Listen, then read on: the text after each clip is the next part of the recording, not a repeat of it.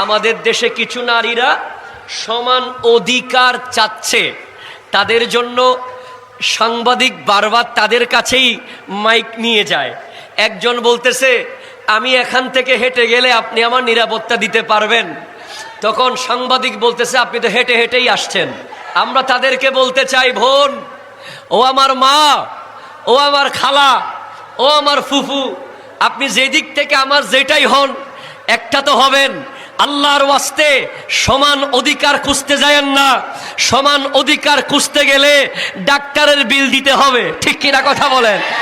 আপনাকেও মাসে বছরে 6 মাস বাপমার খরচ দিতে হবে।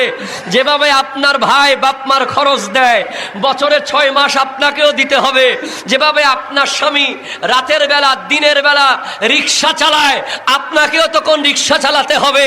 কারণ জমি সমান সমান নিবেন, কাজ সমান সমান করবেন না, সেটা তো হতে পারবে না। ঠিক হাত তোলা বলো, ঠিক কিনা কথা বলো।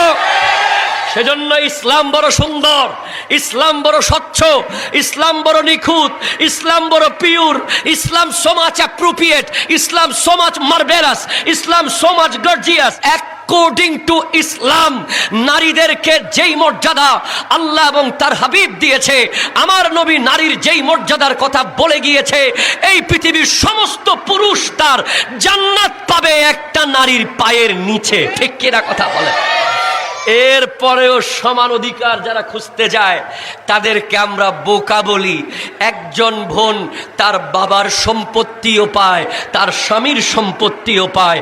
আজ যদি জামিয়া গৌসিয়া তৈয়বিয়া তাহেরিয়া মাদ্রাসার মতো বাংলাদেশের প্রতিটা গ্রামে গ্রামে গ্রামে গ্রামে শহরে শহরে অ্যারিস্টোক্রেট এলাকাগুলোর মধ্যে গুলশান বনানীতে এমন এমন আল্লাহর ওয়ালিদের এদারা মাদ্রাসা থাকতো, তাহলে উলঙ্গ হয়ে নারীরা শাহবাগ আসতো না, ঠিক কিনা কথা বলেন।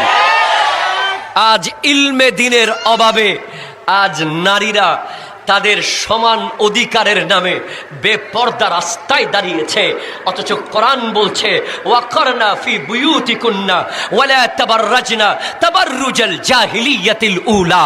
হে নারীরা, তোমরা ঘরে অবস্থান করো, জাহিলি যুগের নারীদের মতো রাস্তায় বের হয়ে যায় না। আজ আমরা এই ময়দান থেকে ঘোষণা দিতে চাই, যারা সমান অধিকার খুঁজে তারা হচ্ছে ইসলামের দুশমন, কোরআনের দুশমন, আল্লাহর নবীর দুশমন। শাহজালালের বাংলাদেশে নারীরা সেইভাবে চলবে যেইভাবে কোরআন এবং সুন্নাহ বলেছে, ঠিক কিনা কথা বলেন? হাত তুলে বলেন, ঠিক কিনা বলেন?